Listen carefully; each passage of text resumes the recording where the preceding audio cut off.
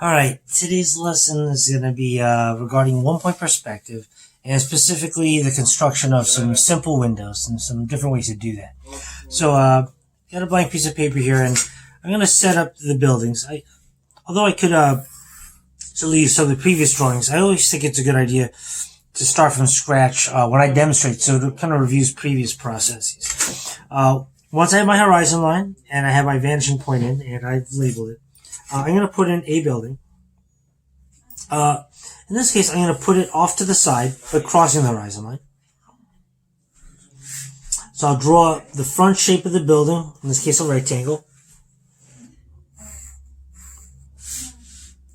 And now I'll connect the relevant corners to V1. So I'll label the corners again, just so it's a little easier to teach and identify which is which.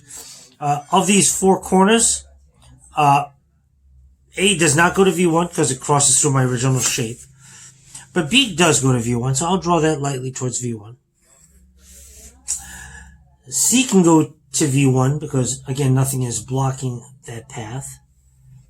And D does not go to V1 because it'll cut through my original shape. So now that I have my shape, I've drawn in orthogonal lines going to V1. I'll now draw my cutoff in. And again, that's kind of arbitrary. I could put it here, here, here. But whatever the front of the building does, or the front of the box does, the back of the building does. So this goes vertically. The front, the back will also go vertically. And that's my box. And so it's more visible, or more easily visible. I'll erase the orthogonal lines that were helpful at one point that I no longer need. And I'll get rid of the horizon line that goes through the box. So it's a little easier to see the box. So basic window version 1 are basically vertical lines. I'm going to go down the front of the box and draw a series of lines going up and down. I can put more or less space between the lines, but whatever spacing I choose, that's the increment of windows there. Vertical windows, and maybe that's not the best drawing, but that's essentially it. That's a series of windows, and I could just leave it alone. If I choose to do the side, I would handle it the same way. There would also be lines vertically going down the side of the building. So we initially did the front of the building, now I'm doing the side of the building, and I'm doing it something sort of like that. I can make that a little neater at some point, but that would be an example of vertical windows. I'm going to do this again. I'll do a second box. Again, for the sake of uniformity, I'm going to just keep it crossing the horizon line. So here's my new rectangle. And again, the relevant corners, E, F, G, and H. E can go to V1. Again, as long as I'm lining up correctly, I can draw part of the way if I want. F, if I line F up with V1, it goes to my original shape, so I don't worry about that. G, when I line up with V1, again goes through my original shape, so I don't draw that. But H, nothing is blocking the path to V1, so I'll draw that in. And as long as I'm lined up correctly, I don't have to draw the entire line. I need a cutoff somewhere. The front of my building goes up and down here. I'm going to go along the back. That also goes up and down, or vertically over here. And there's my second box. And now that I have a second box, I can show you a basic Windows version 2, which are basically horizontal windows. I want to draw a series of dots down the side of the front of the building, like so. The space between the dots is how high each window is. And I'll go across the front of my box, like so, drawing them in horizontally across that front side.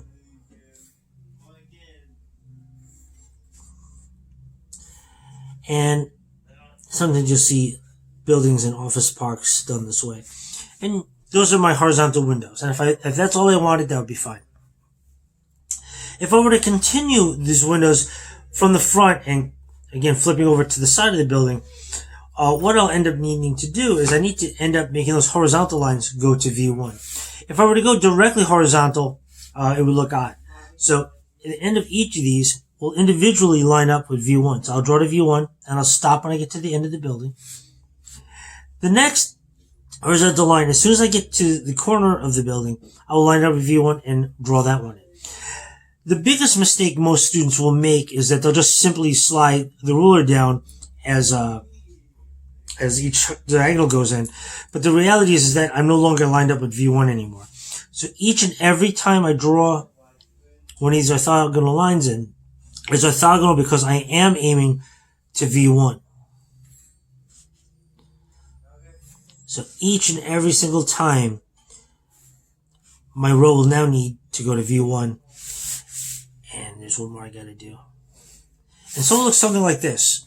We have vertical windows here, and in this example, I have horizontal windows, and when the horizontal lines come to the corner of the building, they will have to turn and aim to V1. The next version, I'm going to draw another building in, and I'm going to draw it this time so it's partially overlapped by the previous building we just drew.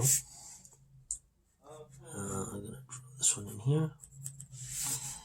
I'll draw in something that sort of looks like that. And you can see it's a rectangle, just not all of it's visible because of the previous building. And again, I'm going to make it end up going to V1. Again, I'll draw it part of the way, but it's still lined up with V1. And if the front of my building goes up and down, the back of the building, depending on where I put that cutoff in, will also go up and down or vertically.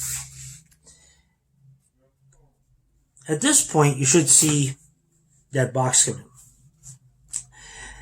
I'm going to repeat what I did for the previous building. I'm going to do horizontal windows, and I'm going to make the increments a little larger, just to keep things simple. Okay. And those lines are going to go across the front of the building horizontally.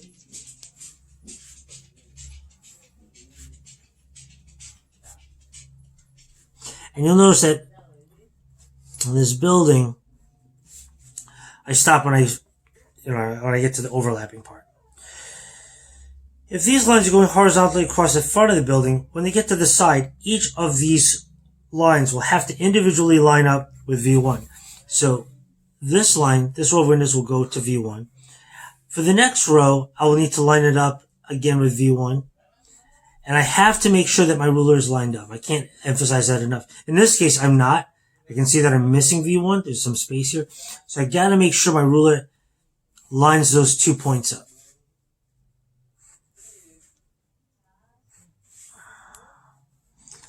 You'll notice I'll get something sort of like that. I overdrew one of these lines, so I'll just erase that excess orthogonal line. And you should see horizontal windows here, just like I did this one. Now I'm in a position where I'm going to do the third variation. Variation A, which is vertical windows. Variation B, which are horizontal buildings. And variation C, which is a combination of the two. So now that my horizontal lines are in, and my orthogonal lines are in, I'm simply just going to put vertical lines in like I did here. And they are regardless of any vanishing point. I don't need to line them up with V1. I just need to draw them vertically. And you'll get to see kind of the overall effect on one side. You can see I have these windows kind of individual. If I decide to continue them off to the side, I will do the same thing. I will draw the lines vertically. The difference is as I put more in, as I get farther and farther towards the vanishing point, they will get a little closer to one another, like so. And so coupling this, the windows with roads, and I'm going to just draw a few roads in as a quick review from one of the previous tutorials. There's a road, one of you one, but now here's a road going side to side, or horizontally. I can get rid of some of these excess lines where the two intersect. And I can continue on with roads set up the same way. I might want a horizontal road here. Maybe I want an orthogonal road coming out of V1. I get something like that. And I can continue my network of streets and as well as all my boxes going in these city blocks and behind these other buildings. And that's how you end up developing more of a city. So just to get a quick overview of our development, we went from simple box construction to the box construction coupled with roads. And now we're talking about box construction, roads, as well as windows. And I hope that's enough to get you started on the next lesson.